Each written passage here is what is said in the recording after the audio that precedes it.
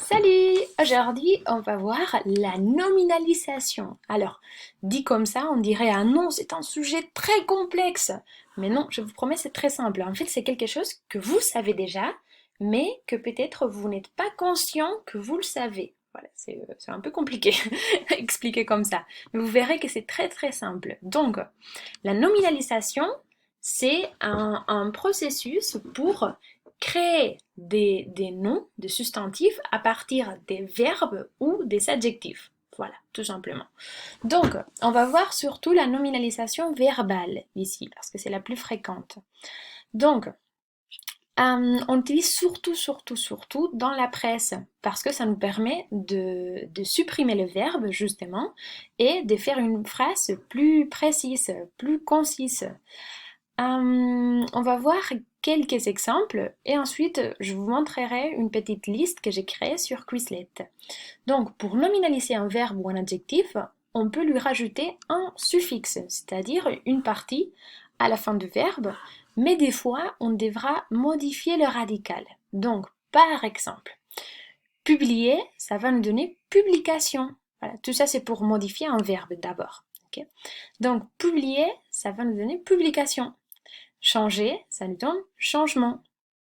Former, on peut avoir deux, formation et formateur. Mais ici, voilà, pour changer, pour vous montrer qu'on utilise ateur aussi comme suffixe, j'ai mis formateur.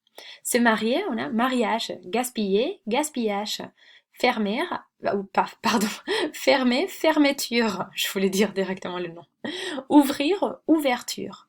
Alors, quel est le problème? Des fois, le genre masculin-féminin va changer entre l'espagnol et le français. C'est-à-dire que, par exemple, attention, en espagnol on dit el cierre, mais en français on dit la fermeture. Okay. Pour nominaliser un adjectif, on a d'autres suffixes qui vont nous donner les mots. Par exemple, à partir de long, on a longueur. À partir de fidèle, on a fidélité. Vous voyez qu'ici, on a dû faire des changements. On a ajouté un U, ici on a changé l'accent de grave à aigu. De bête, on a bêtise et des patients, on a patience. Alors, est-ce qu'il y a des mots qui sont nouveaux pour vous ici? Je ne pense pas.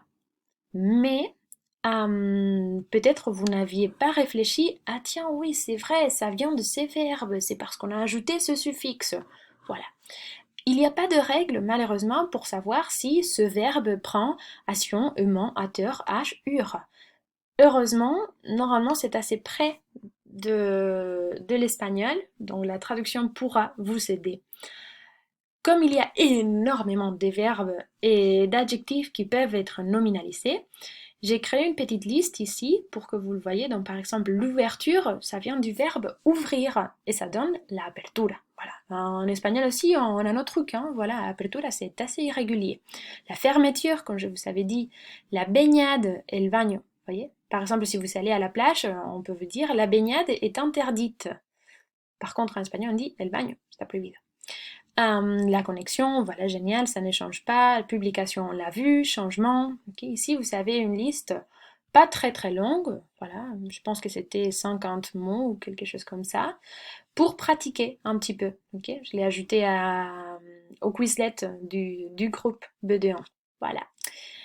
Finalement, dans la fiche, je vous ai créé un petit exercice avec des titres de journaux. Donc, par exemple, la première phrase nous dit une camionnette a été volée au marché. Et dans la presse, écrite surtout, et orale aussi, on trouvera un titre plus direct qui va droit au but. Et pour faire ça, on utilise un nom. Donc à partir de ce verbe a été volé, le verbe c'est voler, quel est le mot que vous allez créer? Voilà. Bon courage! En bas, vous avez le corriger. Ne trichez pas, je vous fais confiance. Si vous avez des doutes, n'hésitez pas à m'envoyer des courriels. Au revoir!